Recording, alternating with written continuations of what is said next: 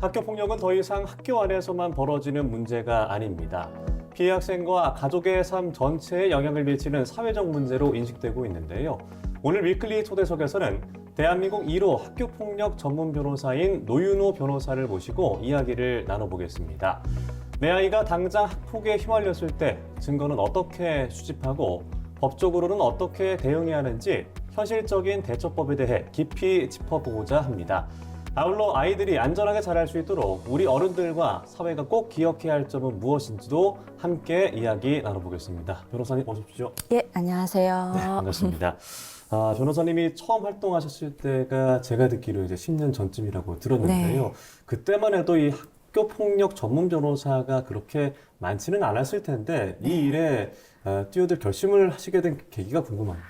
네, 제가 학교폭력 변호사로 막 활동할 때만 하더라도 전국에 5손가락 안에 꼽힐 정도로 학교폭력을 다루는 변호사님들이 없었습니다. 네.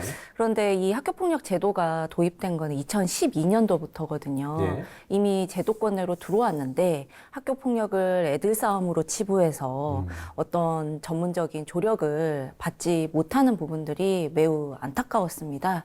한 학생의 인생을 좌우할 수도 있는 이런 중대한 학교폭력 문제에 있어서 변호사의 조력이 더욱 절실하겠다라고 생각을 해서 학교폭력 전문 변호사로 활동하게 되었습니다. 네. 그때 처음에 활동하실 때와 지금은 좀 많이 다를 것 같아요. 지금이야 뭐 학교 폭력이라는 것이 사회적으로 큰 관심을 갖게 됐는데, 학교와 어떤 학부모 그리고 학생 간의 어떤 학교 폭력을 바라보는 관점이 네. 실제 현장에서 변화된 체감은 좀 어떻습니까? 네, 분명히 변화된 부분이 있습니다. 네. 그 기점이 됐던 게 2020년도인데요. 그 앵커님도 기억하시겠지만 그 쌍둥이 배구 선수의 예. 과거 학폭 사건이 불거지면서 유명인들의 그 과거 학폭 사건들이 미투로 예, 이어졌죠. 피해자들이 예. 이제 언론에 알리거나 하는 그런 학폭 미투 사건이 벌어졌습니다. 그때 이제 사회적으로 인식이 많이 바뀌었고 네. 또 같은 해에 이 학교폭력 대책 심의위원회가 교육지원청으로 이관이 되면서 학교폭력 문제를 더욱 엄중하게 바라보게 됐습니다.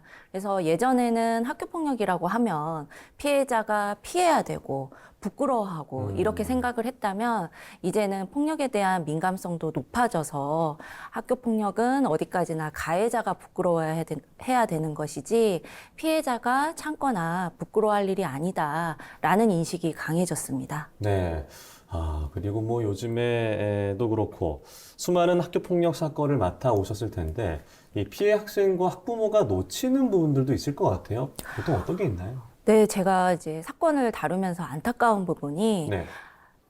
가해 학생 측에서 사과하겠다, 그리고 용서를 구하고 싶다라는 제스처를 취했을 때 네. 피해 학생 부모님들이 그런 사과를 받을 기회조차 다 막는 경우들이 있거든요. 왜 막는다고 생각하세요? 우리 아이가 피해봤는데 사과만으로는 안 된다라는 걸까요? 물론 사과만으로 안 된다라는 것도 있는데 피해 학생 부모님들이 오로지 목적이 징계가 되는 경우가 많이 있습니다. 그래서 감정적으로 대응을 하다 보니까 네. 가해 학생에게 사과를 받으면 혹시라도 가해 학생한테 유리하게 되지 않을까, 징계가 감경되지 않을까 하는 그런 우려 때문에 원천 차단을 하시거든요. 그런데 실제 피해 학생들 이야기를 들어보면 가장 원하는 거는 가해 학생이 반성하는 모습, 그리고 본인에게 진심으로 사과하는 그런 자세를 보고 싶다라고 이야기를 합니다. 그래서 징계가 다 능사는 아니다. 네. 학교폭력의 근본적인 해결은 가해 학생의 반성, 그리고 피해 학생의 치유이기 때문에 그런 사과의 기회, 자리를 마련했으면 하는 말씀을 드리고 싶습니다. 실제로 뭐 학교에서 학교 폭력이나 이런 것들이 발생했을 때 일단은 어떻게 대처를 해야 될지 막막하실 텐데 학폭이라고 하죠. 학교폭력 대책심의위원회 절차를 진행할 때 이 법적으로 꼭 지켜야 할 것 그런 것들은 좀 어떤 게 있을까요? 네, 꼭 당부드리고 싶은 게 있는데 네. 처음에 이제 피해 학생 부모님들이 학교폭력 사실을 들으시면 감정적으로 대응을 많이 하세요. 그래서 일단 어떤 일이 벌어졌는지 자세히 모르시고 신고부터 하시는 경우가 네. 많거든요. 근데 그 과정에서 이제 아이의 이야기를 들어보면 새로운 내용이 나타나기도 하고 아. 또 제대로 피해 사실을 몰라서 전달하기 어려운 경우들도 많이 있습니다. 네. 그래서 신고를 하기 전에 충분히 자녀로부터 어떤 피해 사실이 있었는지 그리고 이를 입증할 만한 증거가 무엇이 있는지를 좀 정리하신 다음에 이거를 학교 조사 단계라든지 그리고 학폭위에 전달을 하시면 그러면 우리 아이가 두 번, 세 번 피해 사실을 이야기하는 그런 피로감도 덜 수가 있고 또 학폭위에서도 이 피해 학생에게 어떤 보호 조치를 내릴 수 있는지도 구체적으로 알 수 있거든요. 네. 그래서 그 부분을 좀 강조드리고 싶습니다. 그리고 실제 이런 사건이 발생했을 때 가해 학생 입장에서는 뭐 장난이었다라고도 할 수 있을 거고 또 관찰하는 친구나 학교 입장에서는 둘이 친한 줄 알았다라고도 넘어갈 수도 있을 거고 그러니까 가해 학생이나 어떤 상황에서 오는 오해도 있을 것 같아요. 그러니까 학생들이 좀 꼭 기억해야 될 기준 같은 게 있다면 어떤 게 있을까요? 네, 가해 학생들이 가장 많이 하는 오해 내지는 네. 변명이 이제 본인은 장난이었다라고 하거든요. 그런데 언론에서 보도되는 피해 학생이 사망에 이르는 그런 심각한 사건들도 가해 학생들은 전부 본인은 장난이었다 이렇게 이야기를 합니다.